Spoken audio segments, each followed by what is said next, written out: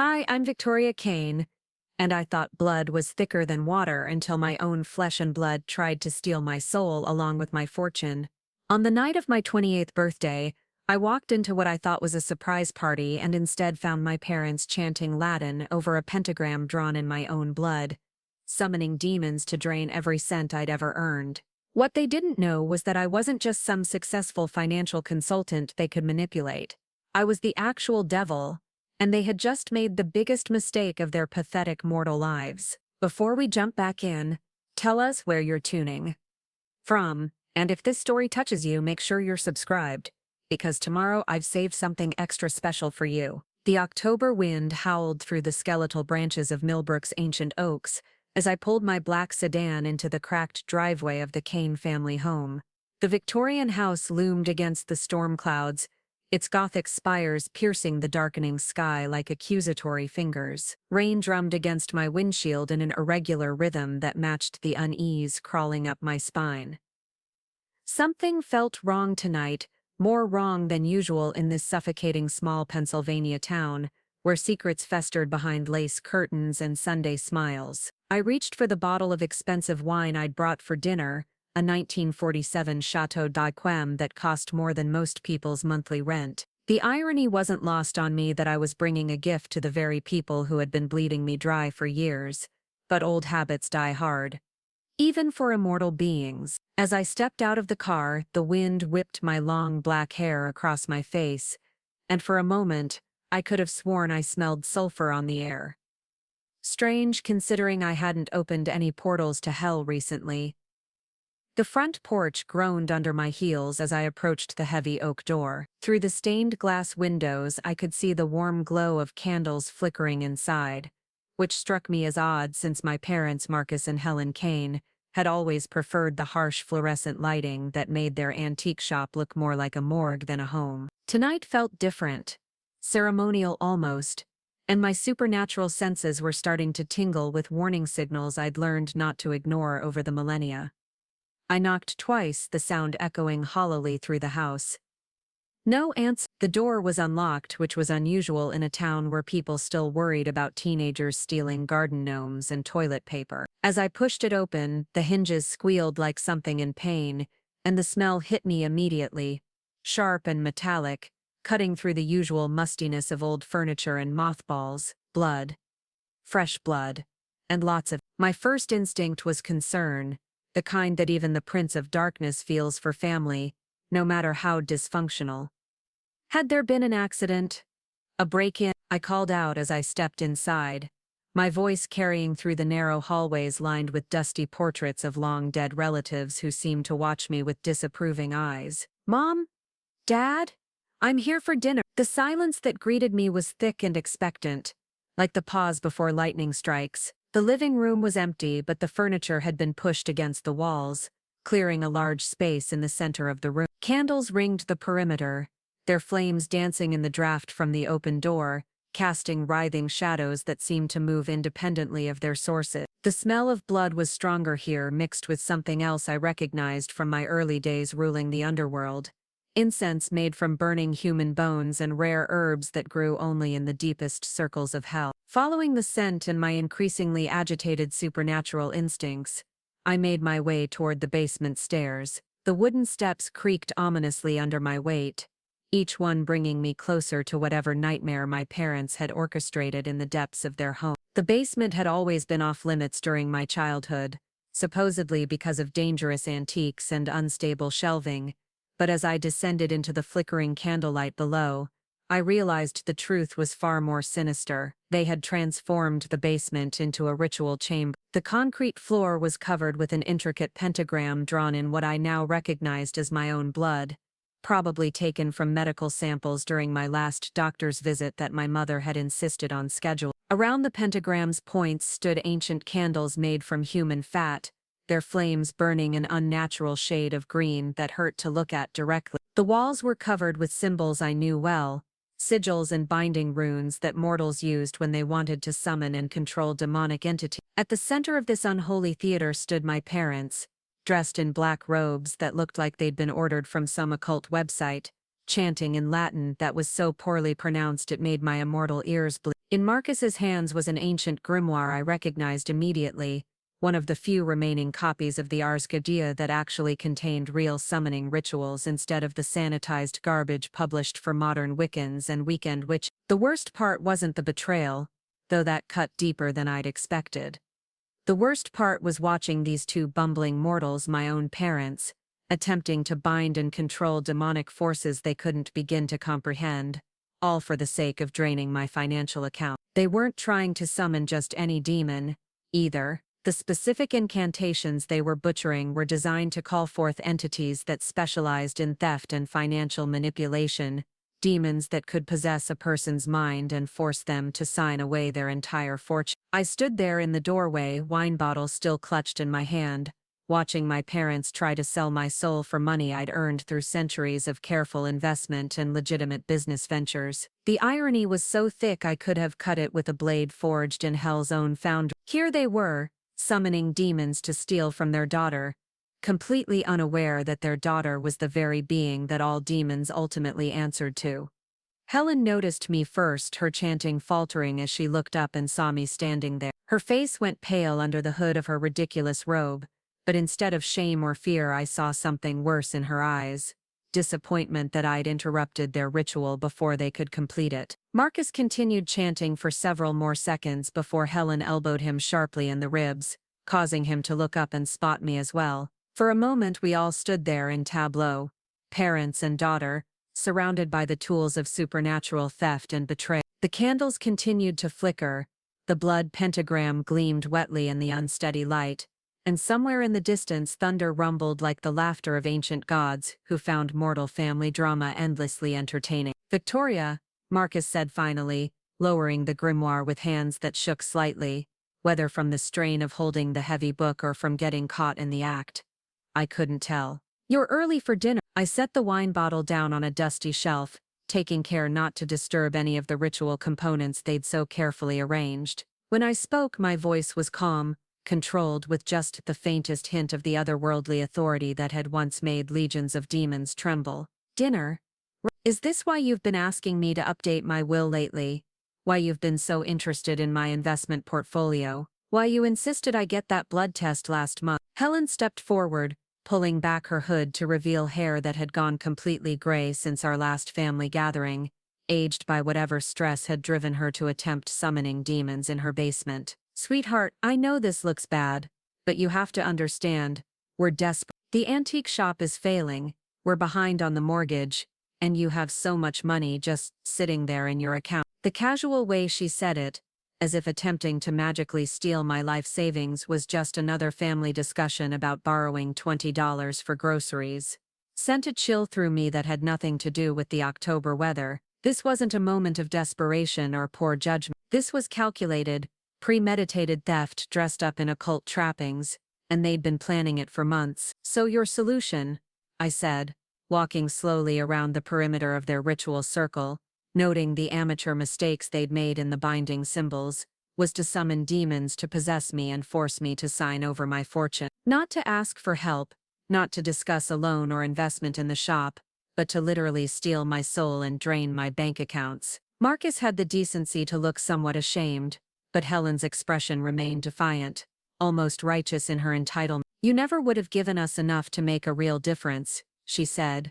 "You've always been so selfish with your money, so secretive about your business. We raised you, fed you, clothed you, and this is how you repay us, by hoarding wealth while your own family struggled." The accusation of selfishness was particularly rich, coming from someone currently standing in a ritual circle designed to magically rob her own daughter, but I let it pass. What interested me more was their complete ignorance of what they were actually dealing with. The ritual they'd chosen was indeed powerful enough to work, but only on ordinary humans. Against the actual devil, it was about as effective as trying to cage a hurricane with a butterfly net. "You know," I said, conversationally, running my finger along the rim of one of the bone candles, "there are a few problems with your little summoning here. First, you're pronouncing half the Latin wrong.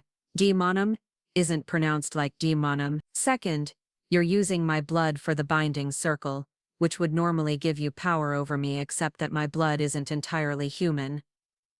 I could see the confusion on their faces as they tried to process what I was telling them. They'd spent months researching occult rituals and demonic summoning, but they'd never bothered to research their own daughter. If they had, they might have wondered why I never seemed to age, why I always knew things I shouldn't know, why animals and small children either loved me instantly or ran away in terror. Third, I continued, moving to examine the grimoire Marcus still held. This particular binding ritual only works if the target is unaware of what's happening. Since I'm standing here watching you attempt to steal my soul, the element of surprise is somewhat compromised. Helen stepped forward, and I could see the desperation starting to crack through her facade of righteous entitlement. Victoria, stop being dramatic. We're your parents. Everything we do is for the good of the family. You'll understand when you're old. The maternal guilt trip might have worked on a normal daughter, but I'd been dealing with manipulative mortals since before the pyramids were built. More importantly, I'd reached the limit of my patience with this entire charade. It was time to reveal exactly who they'd been trying to rob. You want to know something interesting about family, Mom? I asked, and my voice began to carry undertones that made the candle flames flicker and dance. I've had a lot of families over the years, thousands of them, actually. Some loved me, some feared me, some tried to use me for their own gain, but you two are the first who ever tried to summon demons to steal from me while I was standing right in front of them. The temperature in the basement began to drop noticeably, and I saw their breath start to mist in the air. The candles around the pentagram flared higher, burning with colors that shouldn't exist in the mortal world. Marcus dropped the grimoire and it hit the floor with a sound like breaking bone. You see, I said, allowing my human facade to slip just enough that my true nature began to show through. There's something I never told you about my business success, about how I always seem to know the right investments to make, about why I never seem to age or get sick or worry about money. My shadow began to stretch and writhe against the basement walls, taking on shapes that definitely weren't human.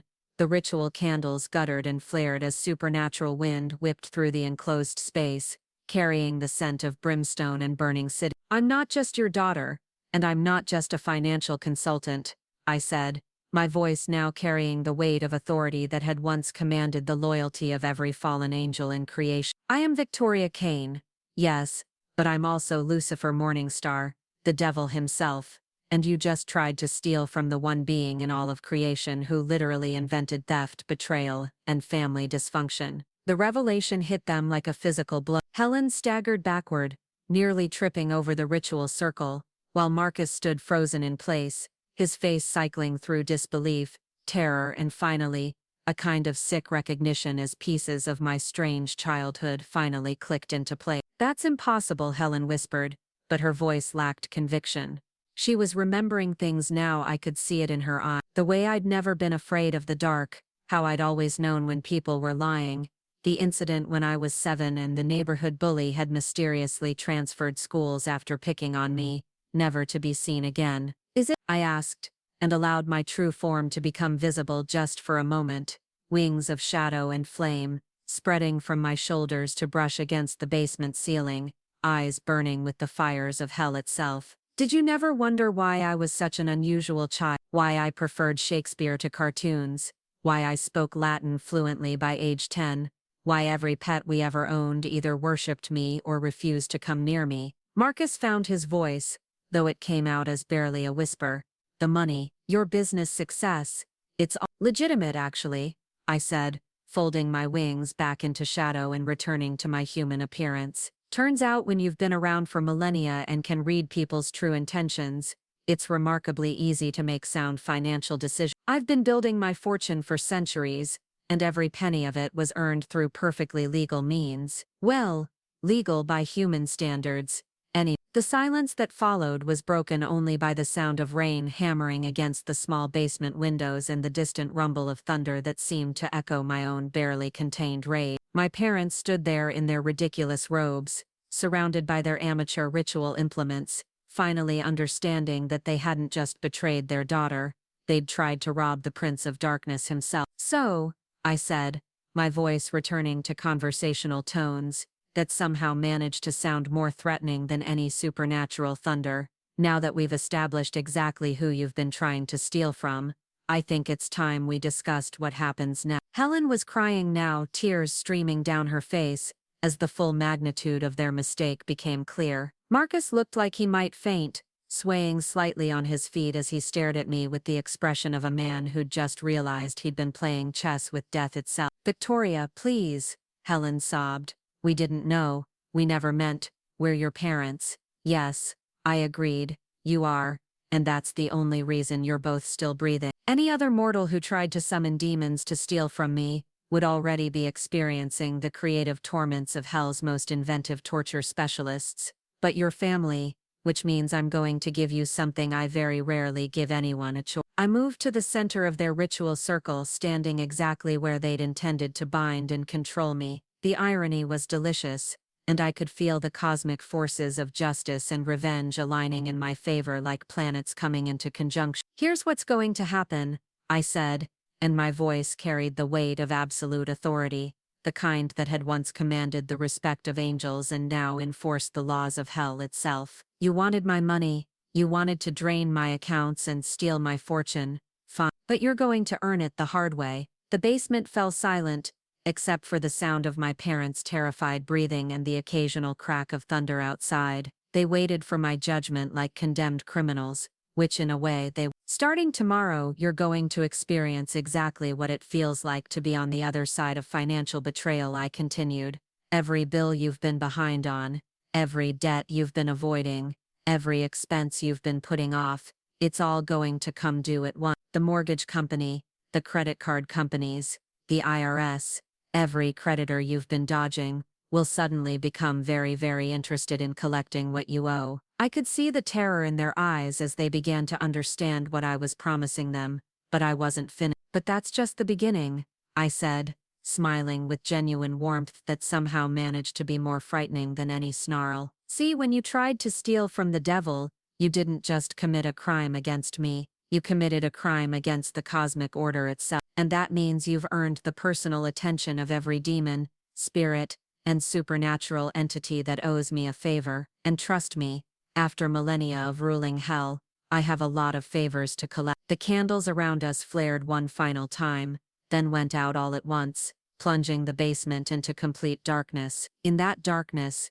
my voice continued, seeming to come from everywhere and nowhere at once. You wanted to summon demons to possess my fortune, I said, and my words carried the sound of chains and screaming, and eternal flames. Instead, you've summoned the devil herself to repossess everything you've built on lies, manipulation, and betrayal. And unlike your clumsy little ritual, my magic always works exactly as intended. When the lights came back on a moment later, I was gone, leaving only the scent of sulfur and the sound of my parents' terrified sobs echoing through their desecrated basement ritual chamber. Outside, the storm raged with supernatural fury, and somewhere in the distance, church bells began to toll midnight, marking the beginning of their reckoning. But I wasn't finished with them yet, not even close. After all, they'd asked for my money, and the devil always gives people exactly what they ask for, just never in the way they expect. Tomorrow would bring the real consequences of their betrayal, and by the time I was through with them,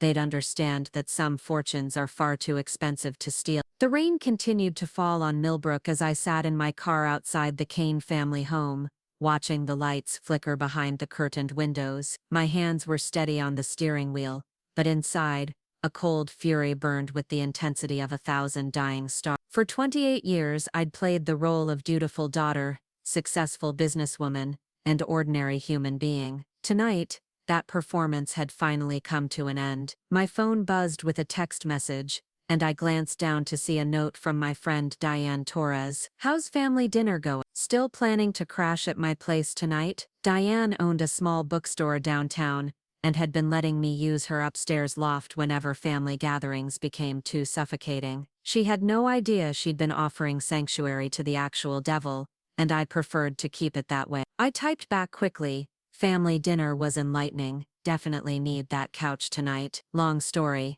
it was perhaps the understatement of the millennium, but some conversations required more than text messages to properly convey. As I drove through the empty streets of Millbrook toward Diane's bookstore, I let my mind wander back over the evening's revelations. The hurt was still there, sharp and immediate, cutting through millennia of emotional armor I'd built up around my immortal heart. Being betrayed by enemies was expected, even refreshing in its honesty. Being betrayed by family, even adoptive mortal family, carried a sting that surprised me with its intensity. The bookstore sat on Main Street between a struggling cafe and a lawyer's office that had seen better decades. Diane had inherited the building from her grandmother, along with a collection of books that ranged from best-selling romance novels to genuine grimoires that would make most occultists weep with envy. She had no idea that several of the volumes in her rare books section contained actual spells and rituals, which was probably for the best given what I'd just witnessed in my parents' basement. I used my key to let myself in through the back entrance,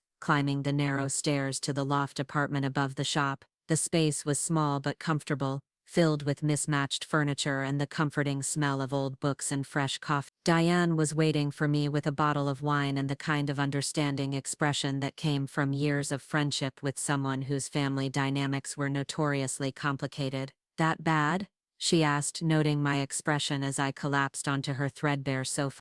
Preparing and narrating this story took us a lot of time, so if you are enjoying it, subscribe to our channel. It means a lot to us. Now back to the story. "Worse," I said, accepting the glass of wine she offered. "They tried to rob me." Diane nearly choked on her own wine. "Rob you? Like actually steal your money?" "Something like that," I said, taking a long sip and feeling the alcohol burn pleasantly down my throat. Even as the devil, I could appreciate a good vintage, and Diane always kept excellent wine on hand for emergencies. Let's just say I discovered exactly how much my loving parents actually value our family relationship. I could have told her the whole truth, could have revealed my supernatural nature and the cosmic implications of what had happened tonight. But Diane was one of the few genuinely good people I'd encountered in my long existence. She ran a bookstore that barely broke even because she couldn't bring herself to evict elderly customers who treated it as a lending library. She volunteered at the animal shelters, and she'd never once asked me uncomfortable questions about my mysterious source of income, or my tendencies to know things I shouldn't know. "What are you going to do?" she asked, curling up in the armchair across from me with her own glass. "Nothing they don't deserve," I said, and even I could hear the dark promise in my voice. "They made their choice tonight, Diane. They chose money over family, theft over trust.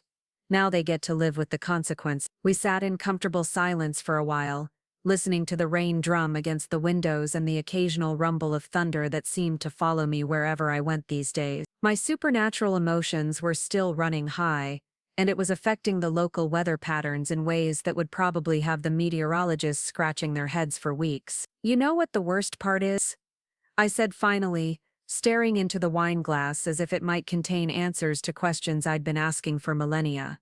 "It's not even about the money. I've got more wealth than I could spend in a dozen lifetimes.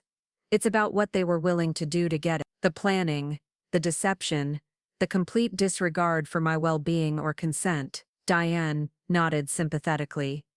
"Betrayal always hurts more when it comes from people who are supposed to love you unconditionally." If only she knew how right she was. I'd been betrayed before, of course. Every immortal being collected betrayals like mortals collected scars, evidence of battles fought and survived. But this felt different, more personal somehow, despite the fact that Marcus and Helen Kane weren't even my biological parents. I'd chosen to love them, chosen to play the role of their daughter, chosen to support them financially and emotionally for years. That choice made their betrayal sting in ways I hadn't expected. My phone buzzed again, and this time it was a call from my cousin Ryan Mitchell, one of the few family members I actually trusted. Ryan worked as a freelance journalist and had always been the black sheep of the family, which made him naturally suspicious of everyone else's motive. If anyone would believe my story about tonight's events, it would be him. "Victoria?" His voice sounded concerned, even over the phone's tinny speaker. "I just got the weirdest call from your dad. Something about you being upset and leaving dinner early." He sounded really shaken up. I almost laughed at the understatement. Shaken up is one way to put it. Ryan, what would you say if I told you that Marcus and Helen have been planning to steal my money using supernatural means? There was a long pause on the other end of the line. I'd say that explains why they've been asking so many questions about your financial situation lately. Also, why your mom wanted to know if you'd updated your will recently. I thought they were just being weird, but if they're actually planning something, they already tried something, I said grimly. Tonight. And let's just say it didn't go according to their plan. Are you safe? Do you need me to come over? The concern in his voice was genuine, and I felt a warm surge of affection for this mortal cousin, who was willing to drive 3 hours in a thunderstorm just to make sure I was okay. This was what family was supposed to feel like. Not the cold calculation I'd seen in my parents' eyes tonight, but genuine care and protectiveness that asked for nothing in return. I'm safe, I assured him. I'm staying at Diane's place tonight. But Ryan, you might want to keep your distance from Marcus and Helen for a while. Things are about to get very complicated for them, and I don't want you getting caught in the crossfire. What kind of complicated? He asked, and I could hear the journalist in him perking up at the scent of a story. The kind where actions have consequences and bills come due, I said cryptically. Let's just say they're about to discover that stealing has a much higher price than they anticipated. After I hung up with Ryan, I found myself staring out the window at the storm-lashed streets of Millbrook. The town looked different now, smaller somehow, like a stage set I'd finally outgrown. For years I'd played the role of Victoria Kane, successful consultant and dutiful daughter, but that performance was over now. The question was what came next. Diane had fallen asleep in her chair, empty wine glass balanced precariously in her lap. I carefully removed it and covered her with a throw blanket, then settled back onto the couch to plan my next move. The beauty of being an immortal supernatural entity was that I could afford to be patient, to let events unfold at their own pace while I orchestrated the perfect response to my parents' betrayal. Tomorrow, the real consequences would begin. I had connections throughout the financial world, relationships built over centuries of careful networking, and strategic favors. A few phone calls would be all it took to ensure that every debt Marcus and Helen owed would suddenly become a priority for collection agencies. Every late payment, every deferred expense, every financial shortcut they'd taken would come back to haunt them with supernatural precision. But that was just the beginning. They'd tried to use occult forces against me, which meant I was justified in responding with supernatural measures of my own. The demons they'd attempted to summon might not have answered their call, but they would certainly answer mine, and unlike my parents' clumsy ritual, my commands carried the absolute authority of hell itself. I spent the next few hours making lists, both mental and actual, of everyone who owed me favors in both the mortal and supernatural realms, bankers who'd made fortunes following my investment advice, lawyers who'd won impossible cases with my strategic guidance, politicians who'd built careers on information I'd provided. All of them would be eager to repay their debts to me, especially when I explained that I was calling in those favors for a matter of personal justice. As dawn approached, painting the sky in shades of pink and gold that reminded me of better times, I felt a sense of calm settling over me. The hurt was still there, the anger still burned bright,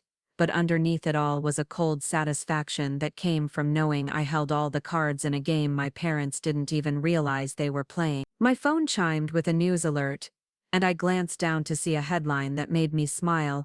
Unusual storm system causes power outages throughout Millbrook area. The article went on to describe how the previous night's thunderstorm had knocked out electricity to several neighborhoods, caused multiple car accidents, and somehow managed to strike the same house 3 times without causing any permanent damage. That house, of course, was the Kane family home on Elm Street. My parents had spent the night in darkness, probably huddled together in their basement, surrounded by the remnants of their failed ritual, wondering what supernatural forces they'd accidentally unleashed. They had no idea that the storm was just my anger made manifest, a preview of the much more serious consequences heading their way. As the sun rose over Millbrook, I made my first phone call of the day. It went to a contact I hadn't spoken to in decades, a man who ran one of the largest collection agencies on the East Coast, and who owed his entire career to a tip I'd given him about a massive bankruptcy fraud case in the 1990s. "Michael,"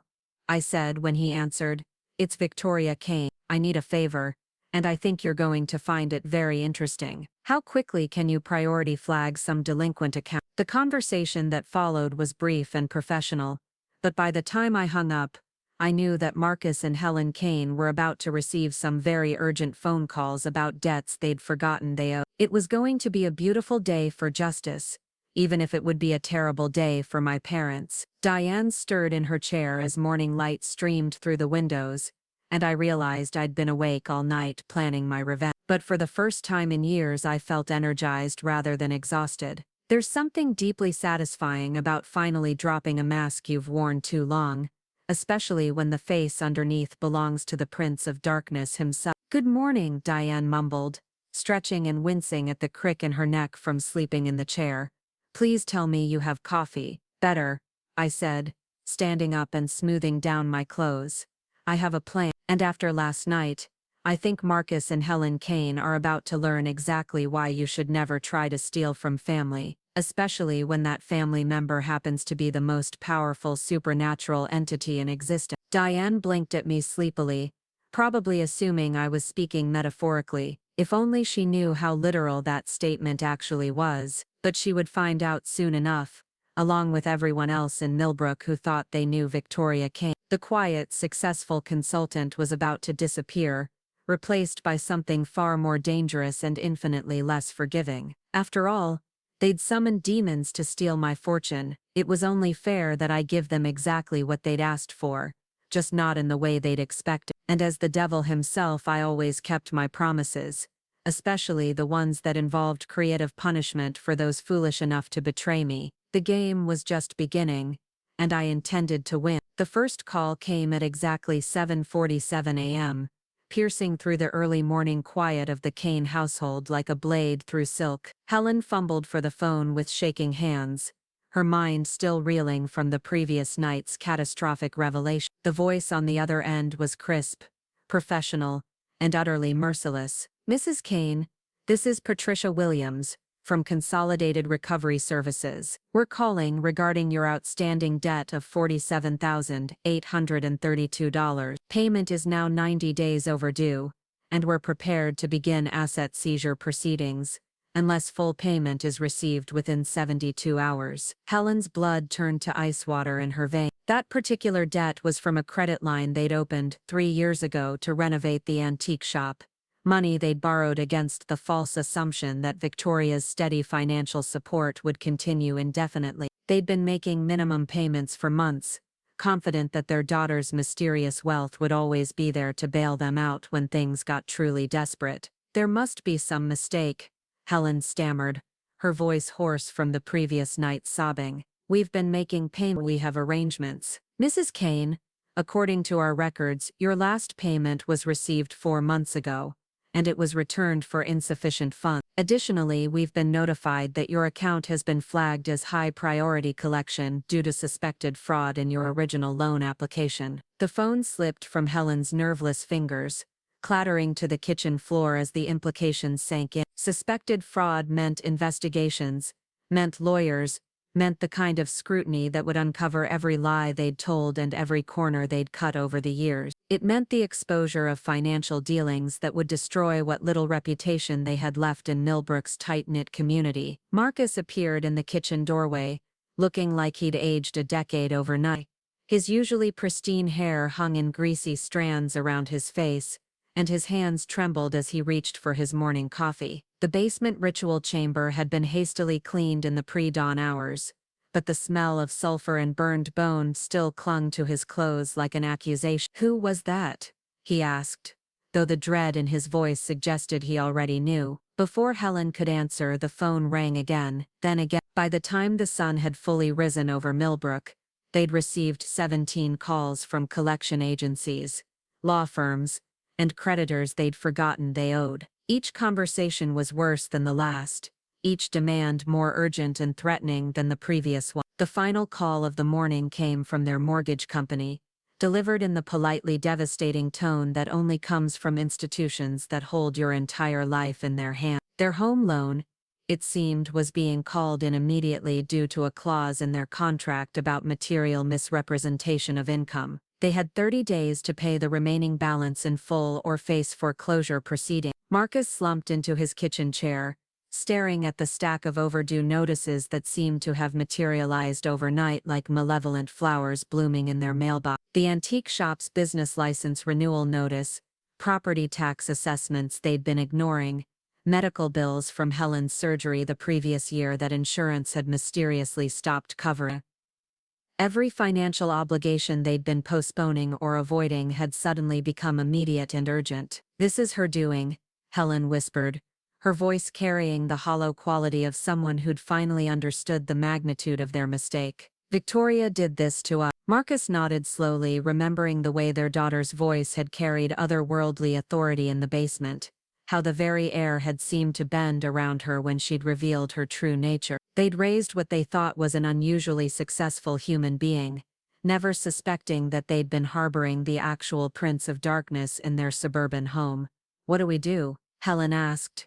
And for the first time in their marriage, Marcus had no answer for her. Meanwhile, 3 miles across town in the cramped office above Diane's bookstore, I was orchestrating the systematic destruction of my parents' financial stability with the precision of a master conductor leading a symphony of chaos. Each phone call I made was another instrument joining the crescendo.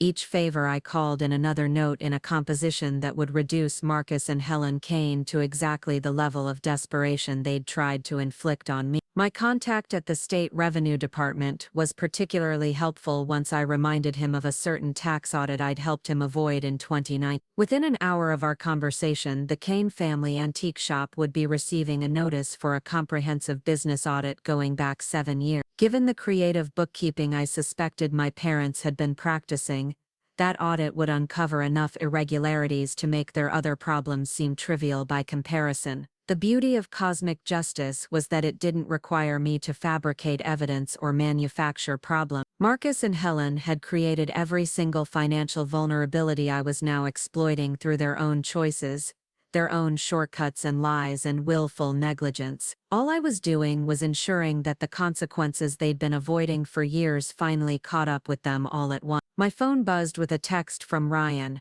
"Just drove past your parents' house. There are 3 different process servers waiting on the front porch. What the hell did you do?" I smiled, typing back.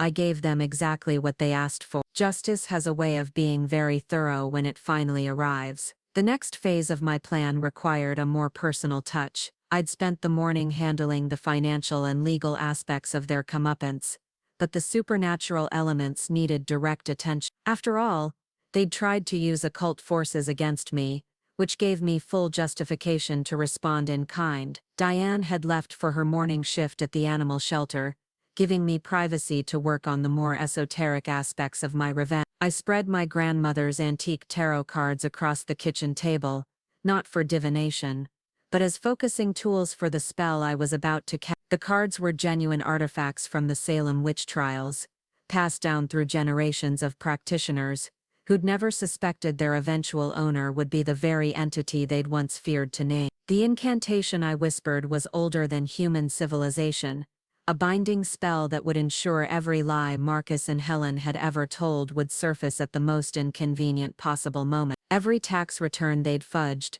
every insurance claim they'd exaggerated, every customer they'd cheated at the antique shop would suddenly remember exactly what had happened and feel compelled to seek restitution. As the spell took hold, I felt the familiar rush of supernatural power flowing through me, reality bending to accommodate my will. Somewhere across town, phones were beginning to ring in law offices and government buildings as people suddenly recalled transactions and conversations they'd forgotten for years. The next call to the Kane household came from Miss Patterson, an elderly woman who'd bought what she thought was a genuine colonial-era chair from their shop 3 years earlier, only to discover later that it was a mass-produced reproduction worth a fraction of what she'd paid. She'd been too embarrassed to complain at the time, but now she found herself filled with righteous indignation and an inexplicable urge to demand a full refund. Then came the call from the insurance adjuster who'd always suspected that the water damage claim the Kanes had filed in 2020 had been significantly exaggerated. He'd let it slide at the time due to lack of evidence,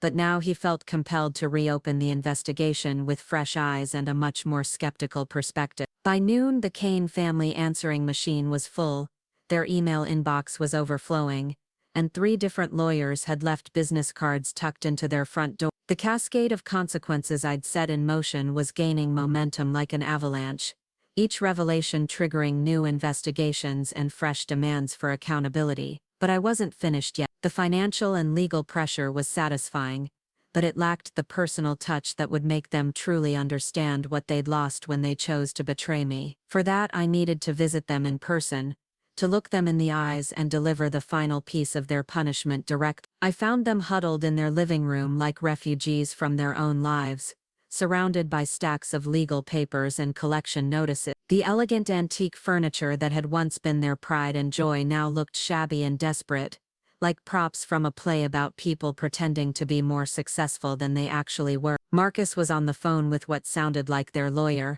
his voice rising in frustrated desperation as he tried to explain why they couldn't afford legal representation for the multiple lawsuits that were already being filed against them. Helen sat on the couch staring at a letter from the IRS, her face pale and drawn with the kind of terror that comes from realizing your entire world is collapsing. They looked up when I entered without knocking, and I saw my own face reflected in their eyes, but not as they'd ever seen me before. The mask of dutiful daughter was gone, replaced by something ancient and terrible and utterly without mercy. I dressed for the occasion in a black business suit that cost more than their monthly mortgage payment, my appearance immaculate in contrast to their obvious desperation. "Hello, father," I said, settling into the antique wingback chair that had been my favorite spot during childhood visits. "I thought I should check in and see how you're handling your sudden financial difficulty." Marcus hung up the phone with shaking hands, his lawyer having apparently just informed him that their retainer would need to be paid up front before any representation could begin.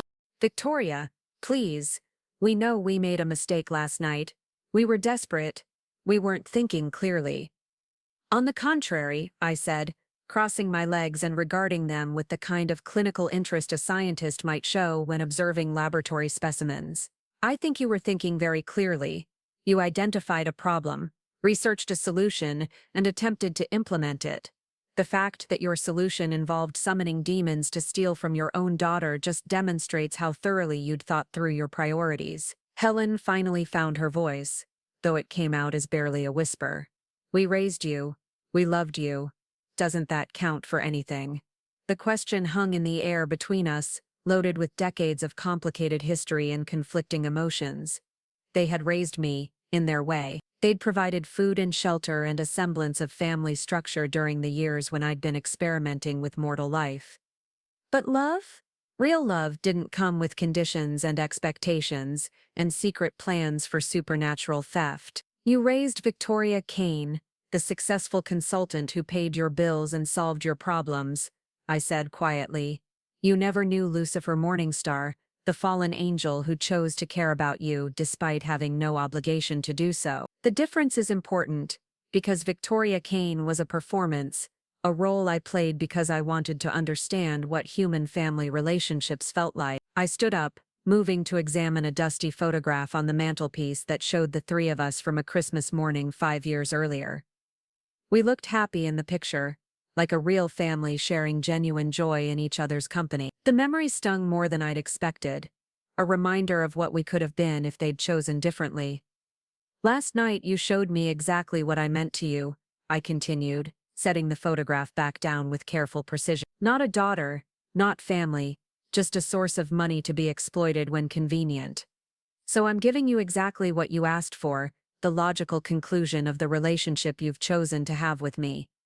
Marcus stood up abruptly, his face flushed with anger and desperation. "You can't do this to us. We're your family. Blood means something." "Blood means everything," I agreed, and allowed a hint of my true nature to show through, just enough that the temperature in the room dropped noticeably and shadows began to move independently of their source. "But you're not my blood, Marcus. You're mortals who took in a supernatural entity without knowing what you were dealing with. You gave me a human name and a human identity, and I repaid that kindness with centuries of accumulated wealth that I shared freely with you." The shadows on the walls began to writhe and dance, taking on shapes that hurt to look at directly. But last night you tried to bind and control me, to steal not just my money, but my very essence. That wasn't family behavior, that was the action of enemy. And I have very different policies for dealing with enemies. Helen was sobbing again, her tears falling onto the collection notices scattered across her lap like rain on a battlefield. Please, Victoria, we'll do anything. We'll pay you back, we'll make it right somehow. With what money? I asked, and my voice carried the sound of closing doors and final judgments. Your shop is being audited, your house is being foreclosed, and every creditor you've been avoiding for years is suddenly very interested in immediate payment. You don't have anything left to offer except apologies. And apologies don't pay debts. I moved toward the door, pausing to look back at the two people who'd shaped my understanding of mortal family dynamics for nearly 3 decades. They looked small and broken, diminished by the weight of consequences they'd never bothered to consider when they were planning their supernatural heist. There is one thing you can do, I said finally, offering them the smallest possible mercy. You can learn from. You can understand that actions have consequences, that betrayal has a price, and that some relationships can't be repaired once they're broken.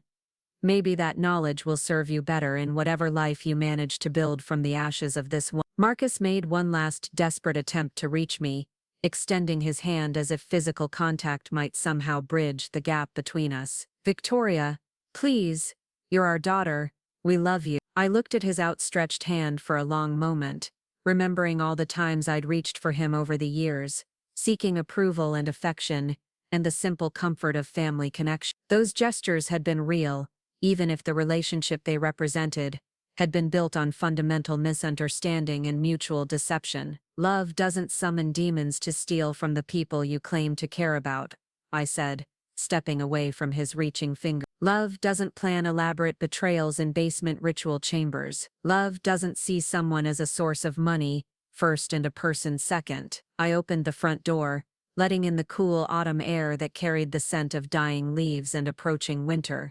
Goodbye, Marcus. Goodbye, Helen. Try to remember this lesson when you're building your next life, assuming you manage to avoid prison long enough to have one. The door closed behind me with a soft click that sounded like the end of an era. As I walked down the front path toward my car, I could hear them through the thin walls, their voices raised in the kind of desperate argument that comes when people finally realize there's no one left to blame but themselves. My phone was already ringing by the time I reached the street, Ryan's number flashing on the screen. Victoria, what the hell is happening? I just got a call from some reporter asking about the Kane family's legal trouble. Apparently there's some kind of major fraud investigation starting, and your parents are at the center of it. Family business, I said simply, starting my car and pulling away from the house where I'd spent so many years pretending to be someone I wasn't. Sometimes people make choices that have consequences they didn't anticipate. Are you okay? Ryan asked, and the genuine concern in his voice reminded me that not all family relationships were built on lies and exploitation. I know they meant a lot to you, despite everything. I paused at the stop sign at the end of Elm Street, looking back at the Victorian house that was already beginning to show signs of neglect and desperation. Tomorrow there would be more process servers, more collection agents, more lawyers with briefcases full of legal documents that would strip away everything Marcus and Helen had built on foundations of deception and borrowed money. I'm better than okay, I said finally, turning away from the past and toward whatever future awaited me beyond the borders of Millbrook.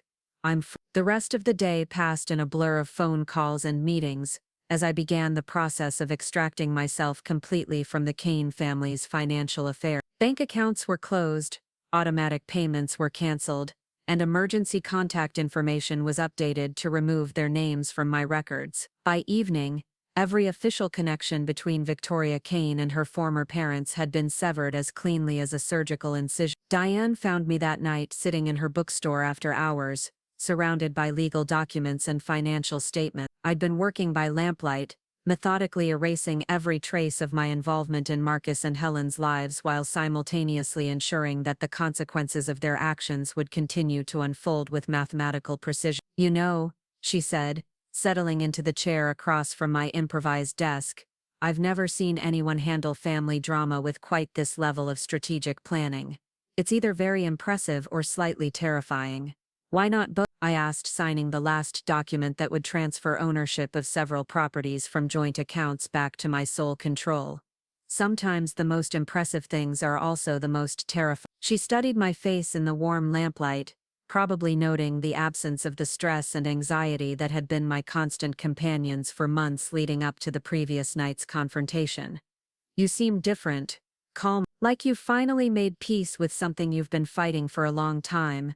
I have, I said, gathering the papers into neat stacks and binding them with rubber bands. I've been trying to be someone I'm not for so long that I'd almost forgotten who I really was underneath all the pretending. Last night reminded me, very forcefully, that some masks aren't worth wearing. The truth of that statement went deeper than Diane could possibly understand. For decades I'd suppressed my supernatural nature, channeling the power of hell itself into the mundane pursuits of mortal family life and financial success. I'd pretended to be human because I'd wanted to experience the kind of unconditional love and acceptance that mortals claim to offer their families. But unconditional love, it turned out, was a myth, at least in the Kane household. Their love had been conditional on my continued financial support, contingent on my willingness to play the role of dutiful daughter without asking uncomfortable questions about fairness or reciprocity. The moment I'd stopped being useful to them, they'd revealed their true priorities with crystalline clarity. So what happens now? Diane asked, probably expecting me to outline plans for rebuilding relationships or finding new family connections. Now I remember who I really am, I said, and for the first time in years, that knowledge brought comfort rather than confusion. I stopped pretending to be someone else's idea of family and start being exactly who I was meant to be. Outside the bookstore windows, Millbrook settled into another quiet evening, unaware that one of its most successful residents was preparing to shed her mortal identity like a snake discarding outgrown skin. Tomorrow would bring new challenges and fresh possibilities, but tonight I was content to sit in the warm lamplight and feel the weight of centuries of deception finally lifting from my shoulders. The devil was done playing human family game. Victoria Kane, the dutiful daughter and successful consultant, was a character I'd outgrown through painful necessity. What emerged from the ashes of that false identity would be something far more authentic and infinitely more dangerous to anyone foolish enough to try exploiting supernatural kindness for mortal gain. As the clock struck midnight, marking the end of my second day as my true self, I made a silent promise to the universe and to every supernatural entity that owed me allegiance. Never again would I compromise my nature for the sake of fitting into mortal expectation. Never again would I allow familial obligations to override cosmic justice. The Kane family had summoned demons to steal my fortune, but they'd accomplished something far more significant than mere theft. They'd awakened something that had been sleeping for decades, something that remembered exactly what it meant to be the Prince of Darkness in a world where most mortals had forgotten that monsters were real. And tomorrow the real education would begin for anyone brave or foolish enough to cross paths with the actual devil walking freely through the streets of Millbrook, Pennsylvania. The pretense was over, the performance had ended, and the curtain was rising on a much more interesting act in the long drama of my immortal existence. But first, there were a few more phone calls to make, a few more favors to collect, and a few more lessons to teach about the difference between justice and revenge. After all,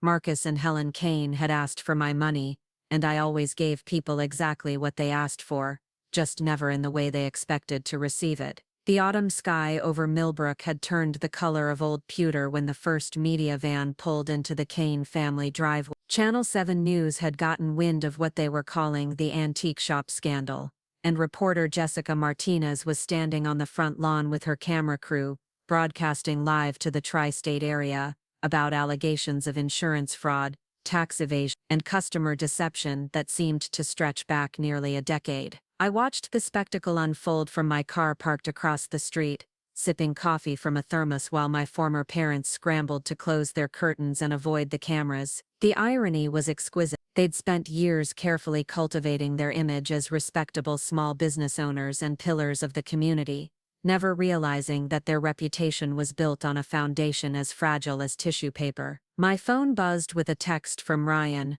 "Holy shit. They're saying your parents might be looking at federal charges. What did you find out about them?" I typed back carefully, Sometimes the truth has a way of surfacing all at once. Justice doesn't follow human timeline. What Ryan and the rest of Millbrook didn't understand was that I wasn't simply exposing existing crimes. I was orchestrating a symphony of cosmic retribution that reached back through decades of small betrayals and moral compromise. Every customer Marcus had overcharged, every tax form Helen had fudged, every insurance claim they'd inflated was now bubbling to the surface like corpses rising from a poisoned lake. The spell I'd cast the previous morning was working with supernatural efficiency. Miss Patterson had been joined by 17 other customers who'd suddenly remembered being sold fake antiques at authentic prices. The insurance company had reopened not just one case but 6, their investigators finding discrepancies that painted a picture of systematic fraud spanning years. The IRS audit had uncovered enough irregularities to trigger a criminal investigation that would likely result in federal charges. But the most beautiful part of my revenge wasn't the legal or financial consequence. It was watching the community of Millbrook slowly turn against the people who'd tried to steal from their own daughter. Public opinion was a powerful force in small towns, and once it shifted against you, there was no amount of charm or manipulation that could win it back. I drove to Diane's bookstore to find her glued to her laptop, following the local news coverage with the fascination of someone watching a particularly dramatic soap opera unfold in real time. She looked up when I entered, her expression caught between concern and curiosity. "Your parents are famous," she said, turning the laptop screen toward me. "The local Facebook groups are going crazy. Apparently half the town has stories about being ripped off by Kane Antiques over the years. But nobody ever spoke up because your parents seemed so respectable." I leaned over her shoulder to read the comments streaming across the Millbrook Community Watch page. The posts were brutal in their honesty, years of suppressed resentment finally given voice by the safety of collective outrage. Mrs. Chum from the flower shop described paying $800 for what she was told was a Ming Dynasty vase, only to discover the price tag from a discount import store still stuck to the bottom. Tom Bradley, who ran the hardware store, detailed how Marcus had sold him a supposedly antique tool set that turned out to be mass-produced replicas worth less than $50. "Look at this one," Diane said, pointing to a particularly damning post from Martha Webb, the town librarian. "She says your mom tried to donate some valuable historical documents to the library for a tax write-off, but they turned out to be photocopies of real manuscripts with fake aging applied to make them look authentic." Each revelation was another nail in the coffin of their reputation,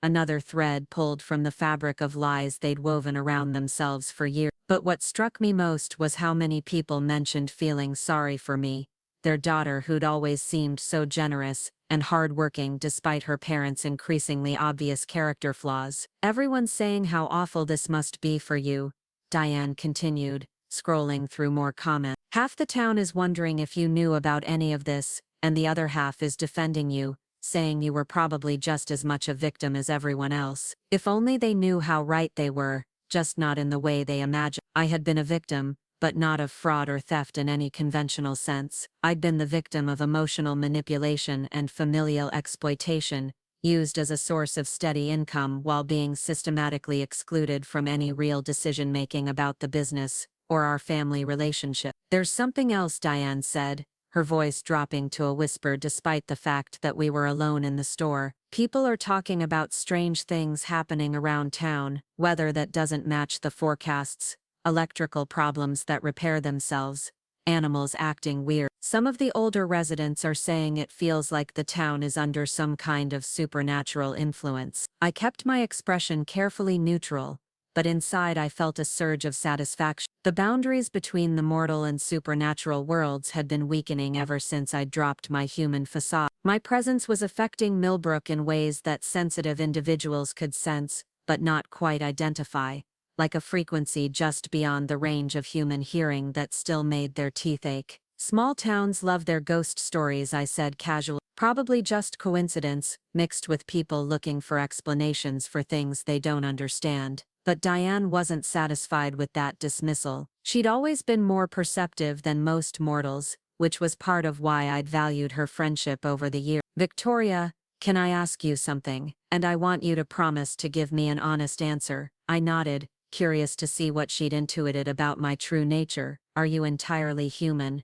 she asked quietly, her eyes searching my face for tells I'd learned to suppress over centuries of practice. The question hung in the air between us like a challenge. I could have lied, could have deflected with humor or confusion, could have maintained the facade that had served me so well for nearly 3 decades. But I was tired of pretending, exhausted by the weight of constantly monitoring my reactions and suppressing my supernatural nature. "No," I said simply, "I'm not." Diane blinked, clearly not expecting such a direct answer. "What are you then?" "Something very old and very powerful that's been playing at being human for longer than I care to admit," I said, settling into the chair across from her desk. "Something that just remembered why pretending to be mortal is usually more trouble than it's worth." She stared at me for a long moment, processing this revelation with the kind of analytical mind that had made her successful at running a bookstore filled with both bestsellers and genuine occult texts. "That explains a lot, actually. The way you never seem surprised by anything,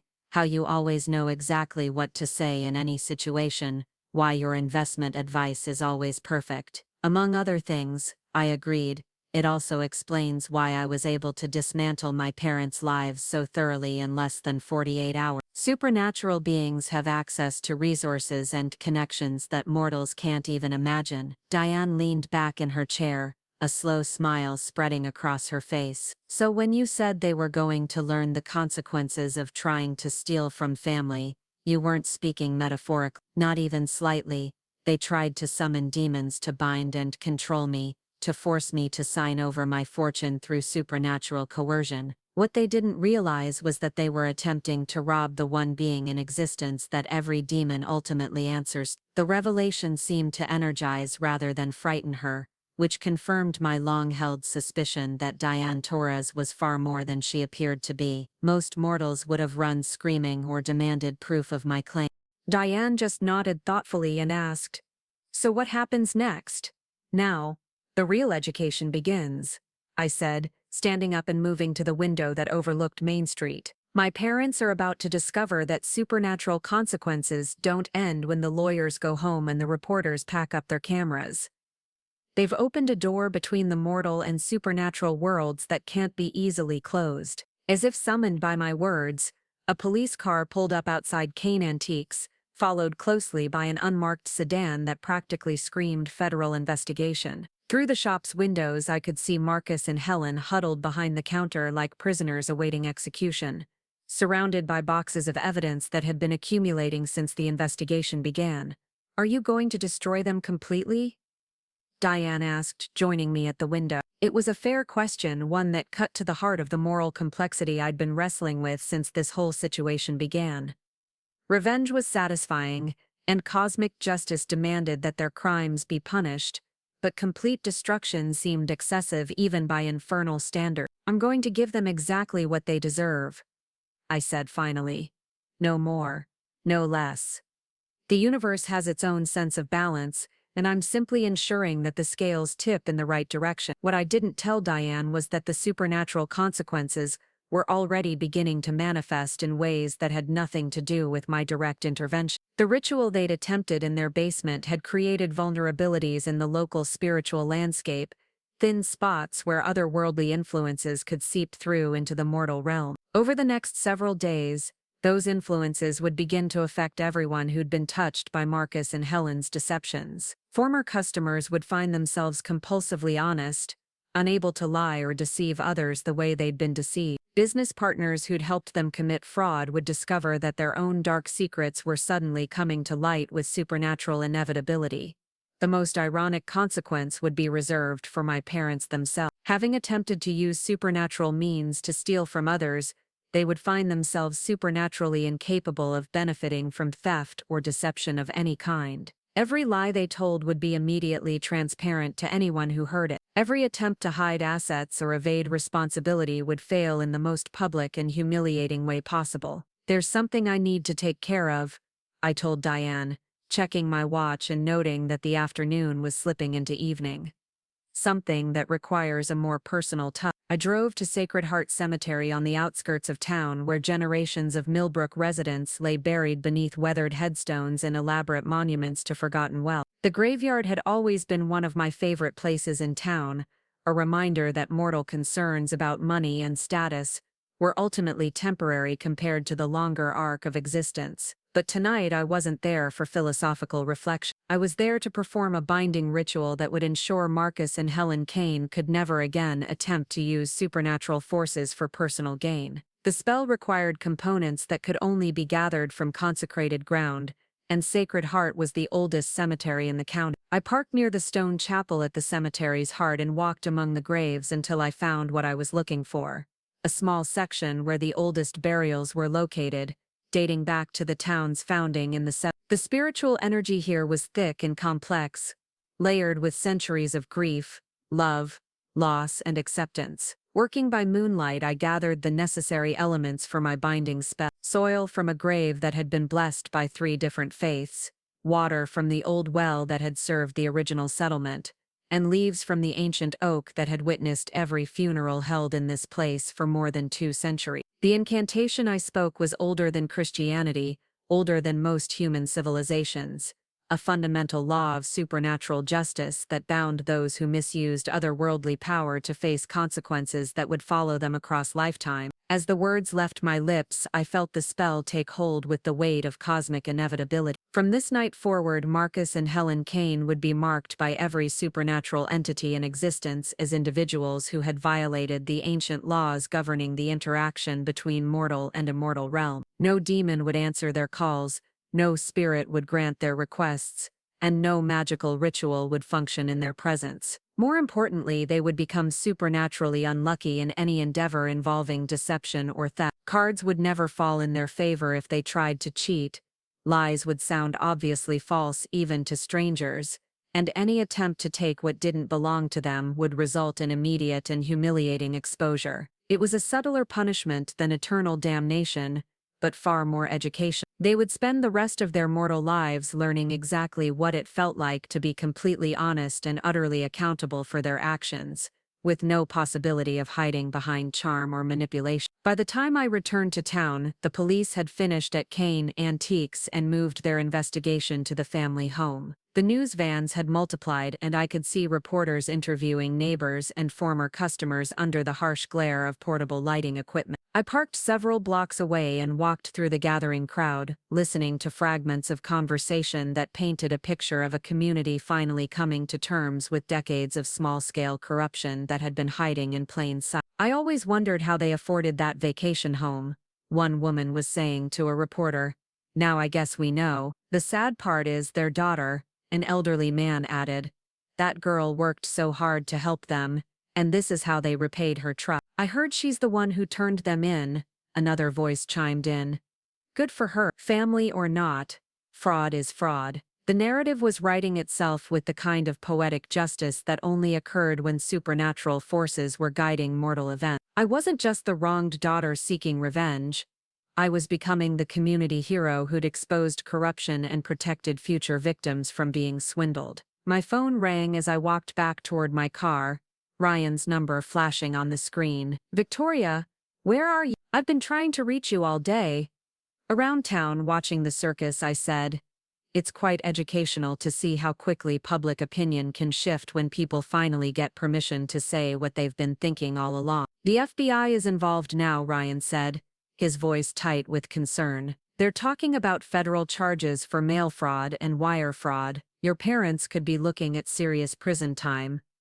Good, I said, and the finality in my voice seemed to surprise him. They made their choices, Ryan. Now they get to live with the consequences. I know they hurt you, but they're still family. Don't you think this is getting a little out of hand? The question stopped me cold, forcing me to confront the fundamental difference between Ryan's mortal perspective and my supernatural reality. To him, this was a family dispute that had spiraled into legal trouble. To me, it was cosmic justice finally being served after decades of patient tolerance for mortal foolishness. Family doesn't summon demons to steal from each other, I said quietly. Family doesn't plan elaborate supernatural heists to drain bank accounts without consent. What Marcus and Helen did wasn't a family disagreement, Ryan. It was a crime against the natural order itself. There was a long pause on the other end of the line. You're talking about this like you actually believe in demons and magic. I'm talking about it like someone who knows the difference between justice and mercy,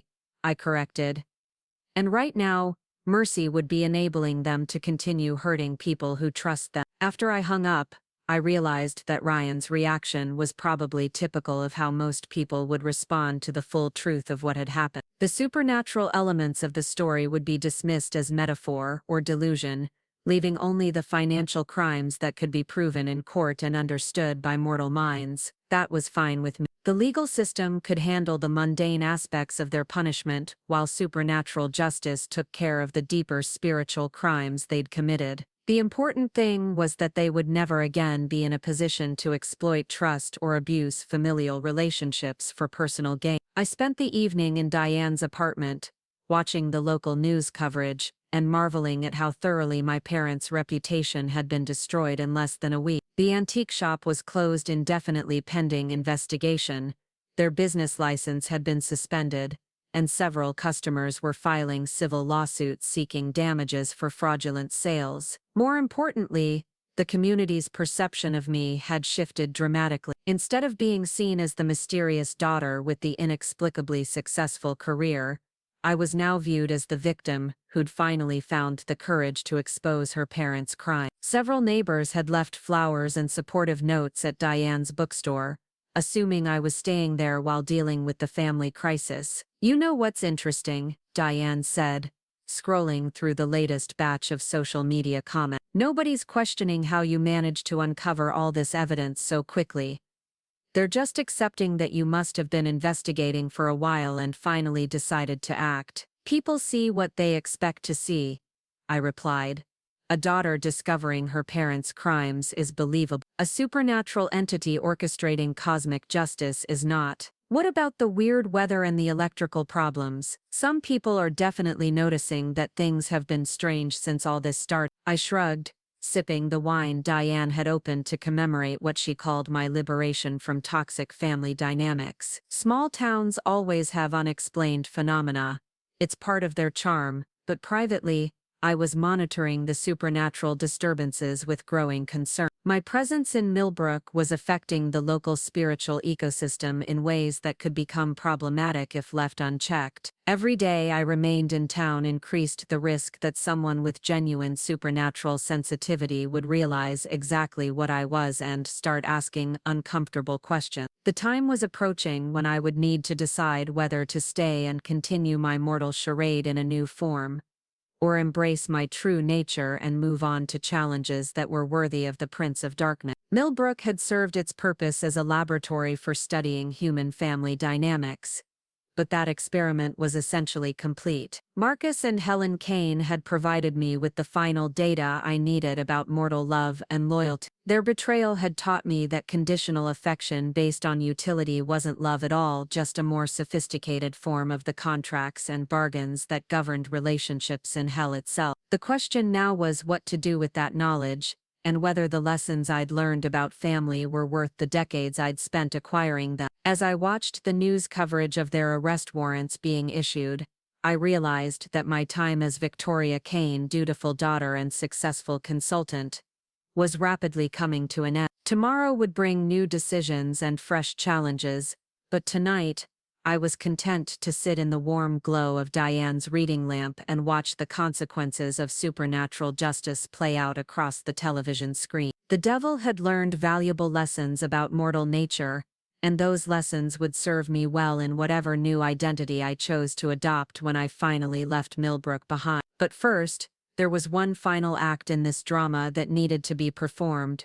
One last demonstration of the difference between human justice and cosmic retribution. My parents were about to discover that legal consequences were just the beginning of their education about the price of betraying supernatural trust. The real punishment was just getting started, and it would follow them far beyond the reach of any earthly court or prison system. After all, they'd asked for my money, and the devil always kept her promises, even when those promises involved teaching valuable lessons about respect, honesty, and the cosmic consequences of greed. The sound of handcuffs clicking shut echoed across the Kane family's front lawn like the closing of a coffin lid. Federal agents led Marcus and Helen away in separate cars while news cameras captured every moment of their perp walk, their faces hidden behind raised hands and legal documents that wouldn't save them from the justice they'd earned through decades of accumulated crime. I watched from Ryan's pickup truck parked 2 blocks away, my cousin gripping the steering wheel with white knuckles as we observed the final act of their public humiliation. The FBI had found enough evidence to support charges that would likely result in federal prison sentences, asset forfeiture, and a lifetime ban from operating any kind of business involving the sale of antiques or collectibles. "I still can't believe it came to this," Ryan murmured, his voice heavy with the kind of grief that comes from watching family members destroy themselves through their own choices. "They really thought they could get away with it all." "They got away with it for years," I corrected, feeling no satisfaction in being right about their fundamental character.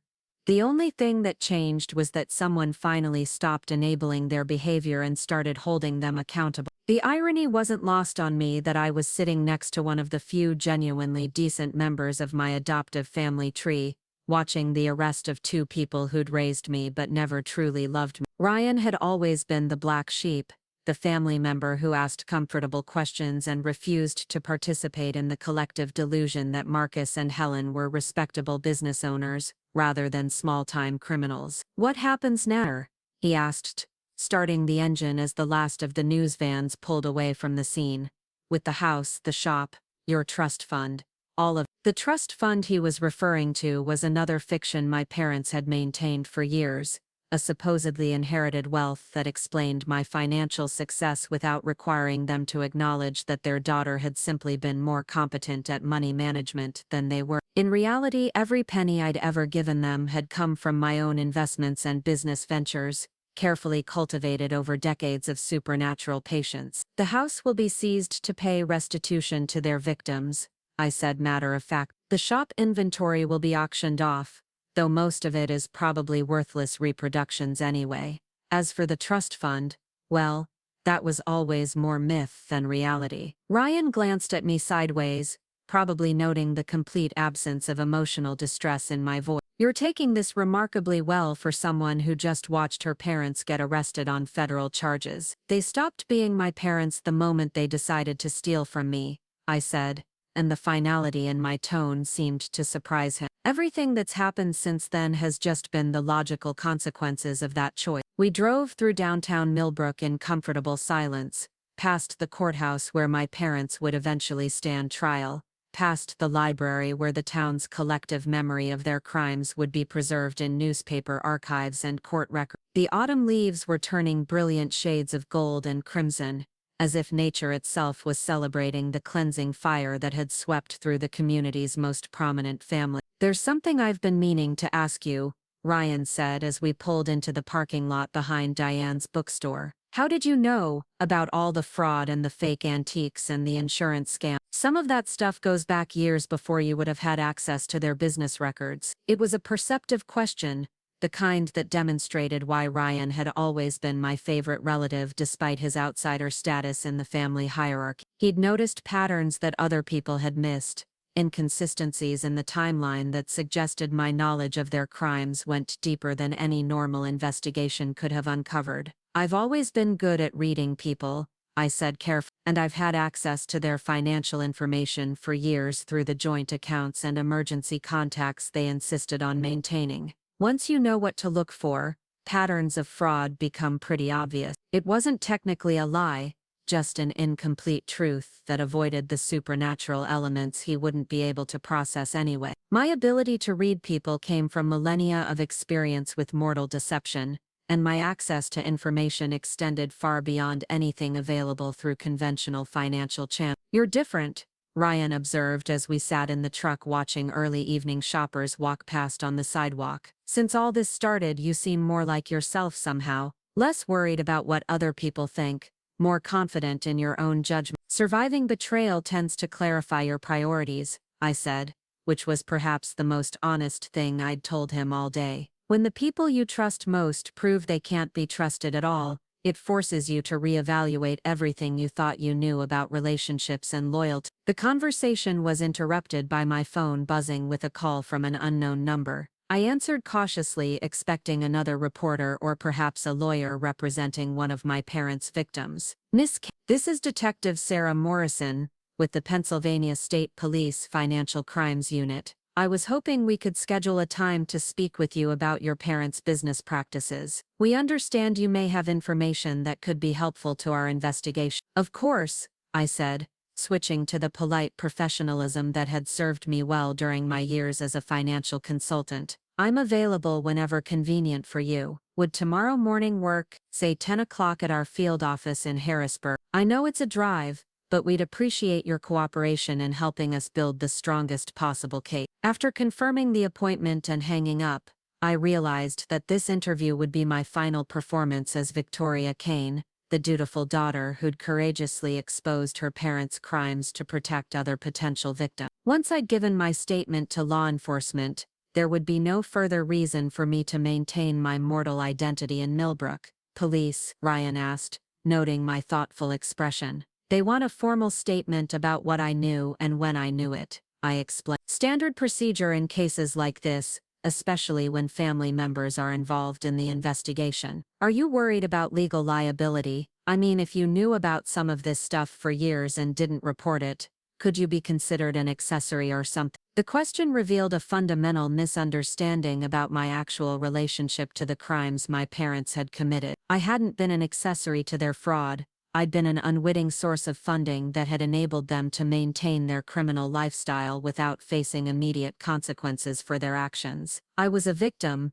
not an accomplice, I said firmly. Everything I gave them was freely offered as family support, not payment for criminal services. The fact that they used my legitimate financial assistance to prop up their illegal activities doesn't make me responsible for their choice. We walked into the bookstore to find Diane organizing inventory with the focused intensity of someone trying to distract herself from larger concerns. She looked up when we entered, her expression shifting from professional politeness to genuine relief when she recognized us. "How are you holding up?" she asked, coming around the counter to give me a brief hug that conveyed more comfort than any amount of sympathy from people who didn't really know me. "Better than expected," I said honestly. There's something liberating about watching the truth finally come to light, even when that truth is ugly. Ryan introduced himself to Diane with the easy charm that had always made him popular despite his reputation as a family troublemaker. Within minutes, they were deep in conversation about the media coverage and community reaction, their shared journalist instinct creating an immediate rapport that would have been entertaining under different circumstances. I excused myself to make some phone calls, stepping into the back office where Diane kept her computer and business record. The calls I needed to make weren't the kind that could be overheard by mortal ears, conversations with supernatural contacts who'd been monitoring the situation in Millbrook with interest and concern. The first call went to Beelzebub, my lieutenant in charge of earthly justice operations. His voice carried the sound of wind through autumn leaves and the distant echo of judgment being passed in courtrooms around the world. The binding ritual was successfully completed, I reported, knowing he would understand the implications immediately. Marcus and Helen Kane are now permanently marked as individuals who have violated supernatural law. No other worldly entity will assist them in any future endeavors involving deception or theft. Excellent, Beelzebub replied, his approval carrying the weight of cosmic satisfaction. The precedent needed to be established. Too many mortals have been attempting to use occult forces for personal gain without understanding the consequences of failure. There's another matter, I continued, moving to the window that overlooked the alley behind the bookstore. My extended presence in this location is beginning to affect the local spiritual environment. Several residents have reported unusual phenomena, and it's only a matter of time before someone with genuine sensitivity realizes what's causing the disturbances. Are you requesting permission to relocate? The question struck at the heart of a decision I'd been avoiding for weeks. Leaving Millbrook would mean abandoning the human identity I'd crafted so carefully, giving up the relationships I'd built with people like Diane and Ryan who'd accepted me without knowing my true nature. But staying would mean constant vigilance to suppress my supernatural essence, exhausting performance that was becoming more difficult to maintain. I'm requesting guidance, I said finally. The experiment in mortal family dynamics has provided valuable data about human nature and conditional love. The question is whether that knowledge justifies the ongoing risks of maintaining a false identity. Beelzebub was quiet for a moment, probably consulting with other members of the infernal hierarchy about the strategic implications of my decision. The choice is yours, he said eventually. But remember that knowledge gained through suffering is only valuable if it's applied to future situations.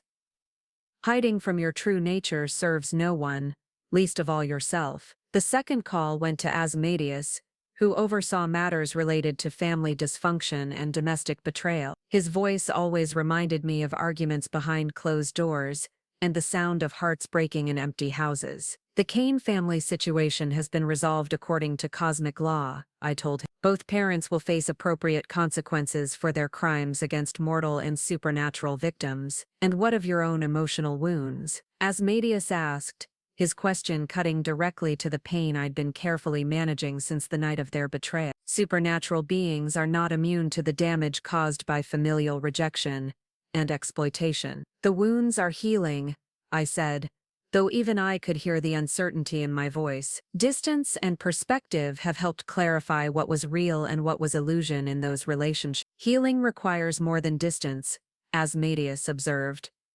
It requires acceptance of the lessons learned and integration of that knowledge into your understanding of love and loyalty. Have you achieved that integration? It was a question I'd been avoiding, partly because the answer required admitting that my decades-long experiment in mortal family life had been both educational and personally costly. I'd learned that conditional love wasn't love at all, that financial support couldn't buy genuine affection, and that blood relationships meant nothing without mutual respect and trust. But I'd also learned that some mortals were capable of deeper connections, relationships based on acceptance rather than utility. Diane's friendship had survived the revelation of my supernatural nature, and Ryan's loyalty had never been contingent on my ability to solve his problems or fund his lifestyle. I'm working toward that integration, I said finally. But it may require a change of environment to complete the process. After ending my calls, I returned to the main bookstore to find Ryan and Diane engaged in animated conversation about the philosophical implications of justice versus revenge. It was the kind of theoretical discussion that would have bored my parents but energized people who actually thought about the moral complexity of human behavior. We were just debating whether your parents deserve sympathy despite their crimes,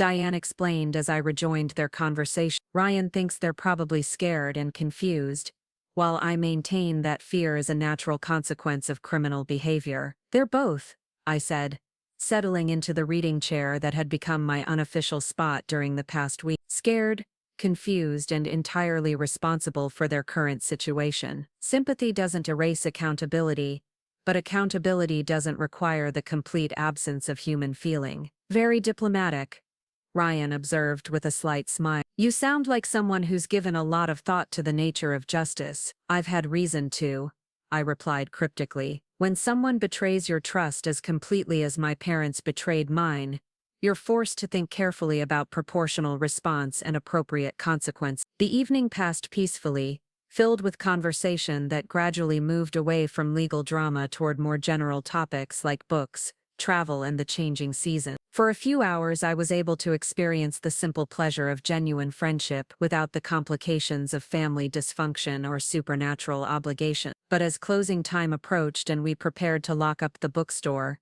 I found myself studying Ryan and Diane with the intensity of someone trying to memorize faces before a long journey. Tomorrow's interview with the state police would mark the end of my involvement in the Kane family prosecution, and possibly the end of my time in Millbrook altogether. You're thinking about leaving, aren't you? Diane asked quietly as we stood on the sidewalk outside her shop, her perceptiveness once again cutting straight to truths I hadn't spoken aloud. I'm thinking about a lot of things, I said carefully.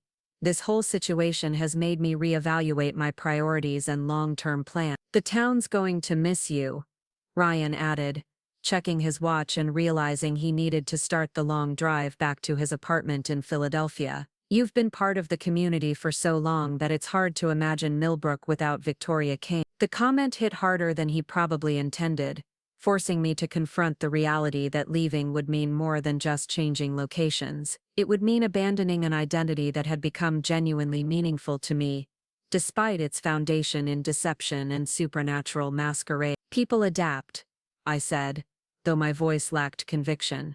Communities are resilient and individual members are ultimately replaceable. Some are, Diane said firmly.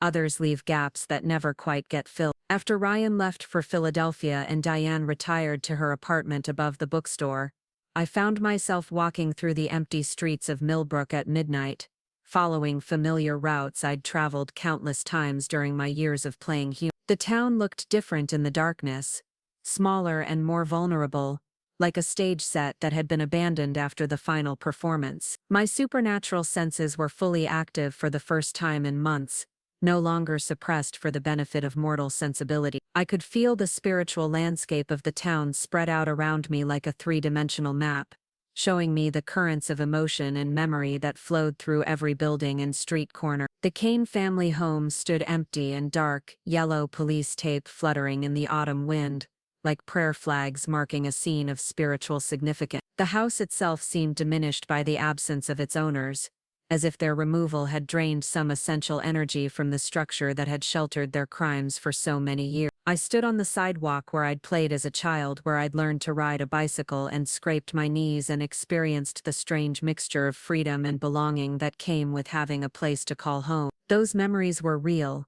even if the family that created them had proven to be fundamentally false in their affection and loyalty. My phone buzzed with a text message from an unknown number.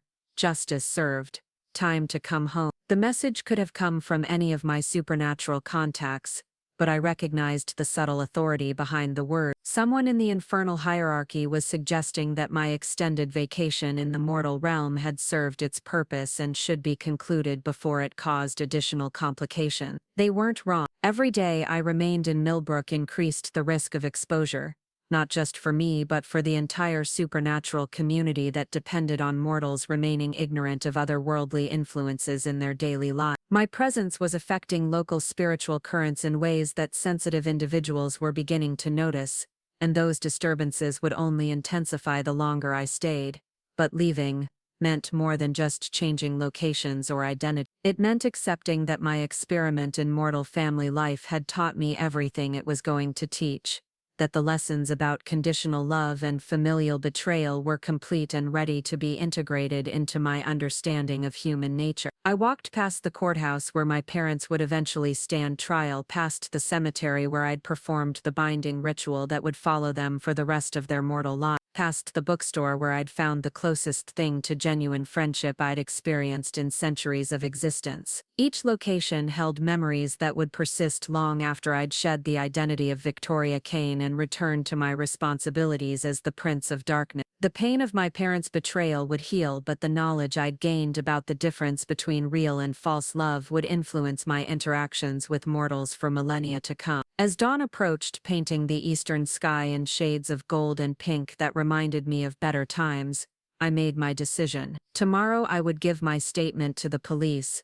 providing them with enough information to ensure Marcus and Helen Kane received the justice they deserved. Then I would begin the process of gracefully extracting myself from the life I'd built in Millbrook, leaving behind explanations that would satisfy mortal curiosity without revealing supernatural truth. The devil had learned valuable lessons about family, loyalty, and the price of conditional love. Now it was time to apply that knowledge to challenges worthy of my true nature, to problems that required supernatural solutions rather than merely mortal patience. But first, there was one final conversation that needed to happen, one last demonstration of the difference between the love I'd hoped to find in the Kane family and the genuine connection I'd discovered in unexpected places. Diane deserved to know the truth about my departure, even if that truth was necessarily incomplete. After all, real relationships were built on honesty rather than convenience, on mutual respect rather than financial utility. The contrast between my friendship with Diane and my toxic relationship with my parents had taught me more about the nature of love than centuries of observing mortal behavior from a supernatural distance. The experiment was ending,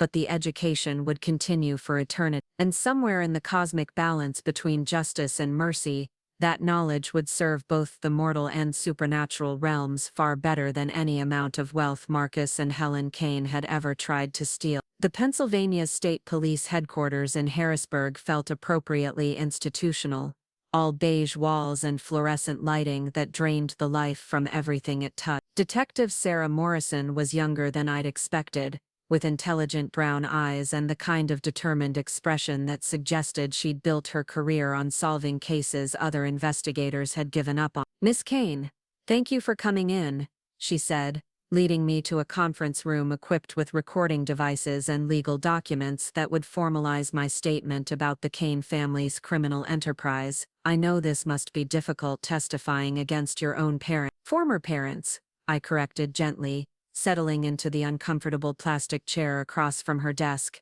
"Blood relations don't excuse criminal behavior, and I have an obligation to help protect other potential victims." Detective Morrison nodded approvingly, probably relieved to be dealing with a cooperative witness rather than someone torn between family loyalty and civic duty. She had no way of knowing that my definition of justice operated on a scale that made mortal legal systems seem quaint by comparison. The interview lasted 3 hours, covering everything from my earliest memories of suspicious business practices to the specific incidents that had finally convinced me to report their crimes to authority. I was careful to present my knowledge as the result of gradual observation and financial oversight rather than supernatural investigation, painting myself as a concerned daughter who'd slowly realized the extent of her parents' corruption. "One thing that's puzzled us," Detective Morrison said as we neared the end of our session, "is how comprehensive your evidence collection was. Most family members don't keep detailed financial records going back years, especially not records that document criminal activity." "I've always been methodical about financial documentation," I explained, which was true enough given my centuries of experience with complex investment strategies. "When you're supporting family members financially, it's important to track where the money goes and how it's being used. And you never suspected that your financial support was enabling their fraudulent activities." It was the question I'd been expecting, the one that could potentially shift my status from helpful witness to unwitting accomplice. "I suspected they were cutting corners and making questionable business decisions," I said carefully, "but I never imagined the scope of their criminal activities until I started investigating systematically." After signing my formal statement and providing contact information for follow-up questions, I walked out of the police station, feeling like I'd just completed the final exam in a course I'd never intended to take. My performance as the dutiful daughter turned whistleblower had been convincing enough to satisfy law enforcement while providing them with everything they needed to ensure Marcus and Helen Kane faced appropriate consequences for their crime. The drive back to Millbrook gave me time to process the finality of what I'd just accomplished. My statement would become part of the official record, a permanent document attesting to the fact that Victoria Kane had chosen justice over family loyalty when forced to make that impossible choice. Future historians studying this case would see me as a hero rather than a victim, someone who'd found the courage to do the right thing despite enormous personal cost. If only they knew that the personal cost had been liberation rather than loss, that exposing my parents' crimes had freed me from decades of conditional love and financial exploitation disguised as family obligation. I stopped at Diane's bookstore on my way through town, finding her deep in conversation with a customer about the philosophical implications of a mystery novel that apparently questioned the nature of justice itself. The customer was Miss Henderson, the retired English teacher who'd always been one of my favorite people in Millbrook, despite her tendency to treat every conversation like a graduate seminar in literature. "Victoria," Mrs. Henderson exclaimed when she noticed me entering the store. "I was just telling Diane how proud the whole community is of your courage in exposing those terrible crimes. It takes real strength to put principle before family loyalty." "Thank you," I said, accepting her praise with the grace I'd learned during decades of managing mortal expectations. "Sometimes doing the right thing is the only choice that lets you live with yourself afterward."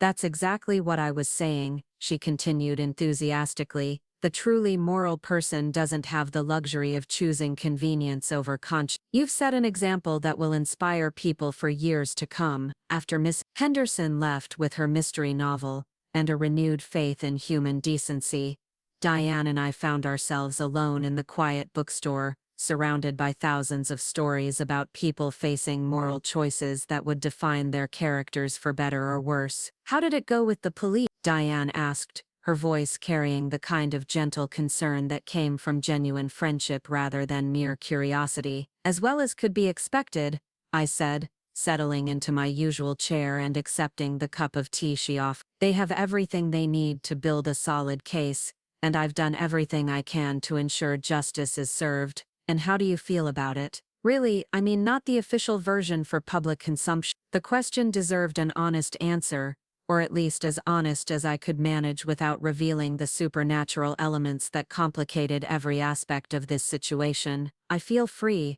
I said finally. "For the first time in decades, I feel like I can make choices based on what I actually want, rather than what other people expect from me." Diane nodded thoughtfully, probably recognizing the truth in my words even if she didn't understand their full implication. "Freedom can be terrifying when you've been carrying other people's expectations for so long. What are you going to do with it?" It was the question I'd been avoiding, the one that required me to choose between the safety of my carefully constructed human identity and the authentic existence that awaited me beyond Millbrook's borders. "I'm going to leave," I said, the words coming out more easily than I'd expected. "This town has too many memories, too many connections to a version of myself that I've outgrown." "Where will you go?" "Somewhere new," I said, truthfully, "somewhere I can start fresh without the weight of other people's assumptions about who I'm supposed to be." We sat in comfortable silence for a while,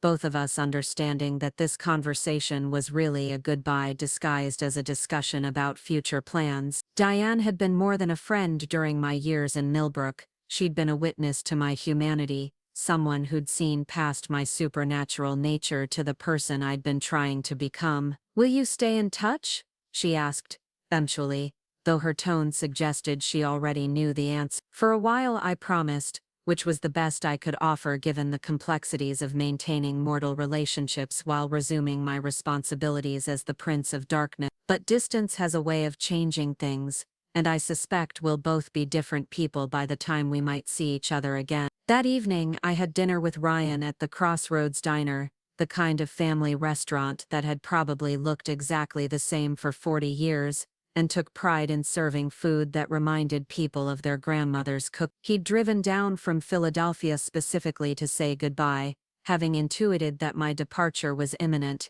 even though I hadn't made any official announcements. "I'm going to miss having you around," he said over coffee and pie that was sweet enough to make my immortal teeth ache. "You were always the most interesting member of the family, even when you were trying to pretend you were normal." "I was never very good at pretending to be normal," I admitted, which was perhaps the most honest thing I'd ever said to him. "That's what made you interesting," Ryan replied with a grin. "Normal people don't accumulate mysterious fortunes, expose elaborate fraud schemes, or handle family betrayal with quite so much strategic precision." "Maybe I just watch too many crime dramas," I suggested weakly. "Or maybe you're exactly who you've always seemed to be," he said, his journalist instincts picking up on subtleties I thought I'd hidden better. "Someone with depths that most people never bother to explore." We talked for another hour about everything except the supernatural elements that defined my true nature, sharing memories and observations that would have to sustain whatever relationship survived my transformation back into my authentic self. Ryan was one of the few mortals I'd encountered who might be able to handle the truth about my identity, but some secrets were too dangerous to share even with people you trusted.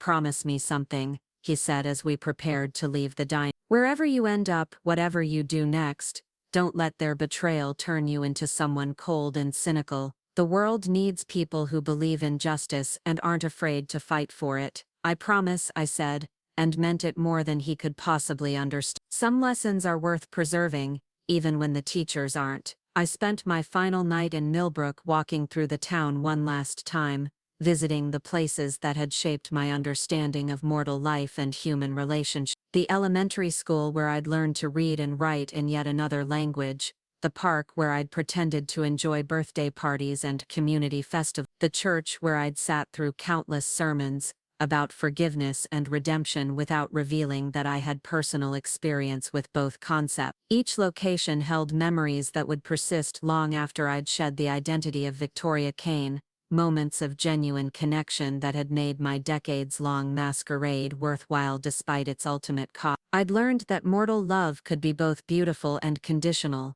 that family relationships were often more complex than the simple bonds of blood and obligation that defined supernatural hierarchy. Most importantly, I'd learned that betrayal, while painful, didn't have to be destructive if you understood it as information rather than injury. Marcus and Helen Kane had taught me exactly what they valued and how they defined family loyalty, and that knowledge would guide my interactions with mortals for centuries to come. As dawn broke over Millbrook for the last time during my residency there, I stood in the cemetery where I'd performed the binding ritual that would follow my former parents for the rest of their lives. The spiritual energy in this place felt different now, lighter somehow, as if the cosmic scales had finally achieved the balance that justice required. My phone buzzed with a text from an unknown number.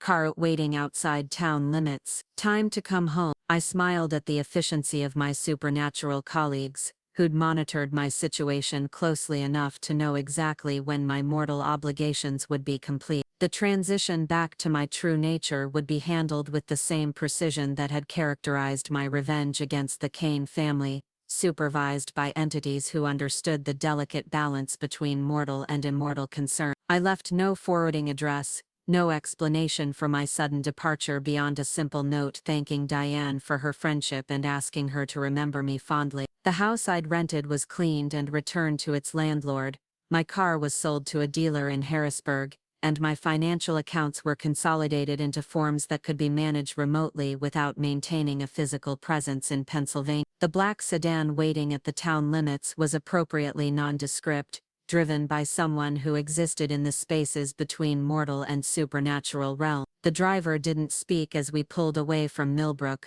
but I could feel the familiar weight of otherworldly authority settling around me like a comfortable coat I'd forgotten I owned. As the town disappeared in the rearview mirror, I felt the last traces of Victoria Kane's personality dissolving into the eternal consciousness of Lucifer Morningstar. The experiment in mortal family life was complete, the data collected and analyzed, the lessons learned and integrated into my understanding of human nature. Marcus and Helen Kane would spend the rest of their lives learning about accountability and consequence, their supernatural punishment ensuring that every future attempt at deception or theft would fail spectacularly. The community of Millbrook would remember their crimes as a cautionary tale about the price of betraying trust, while celebrating the courage of the daughter who'd chosen justice over misplaced loyalty. And somewhere in the cosmic balance between love and law, between mercy and justice, the Prince of Darkness carried forward hard-won wisdom about the difference between conditional and unconditional affection,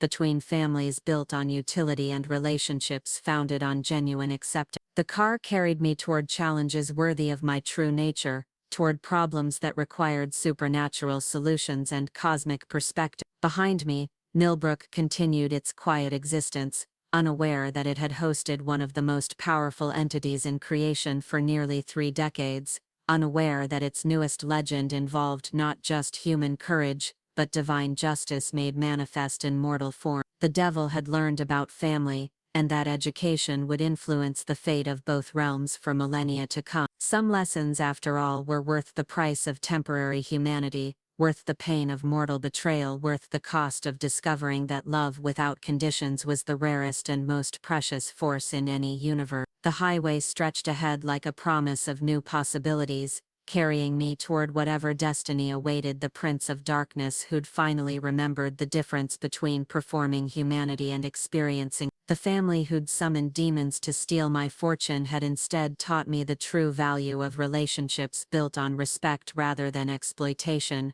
and that knowledge was worth more than any treasure they could have taken. Up next, you've got 2 more standout stories right on your screen. If this one hit the mark, you won't want to pass these up, just click and check them out.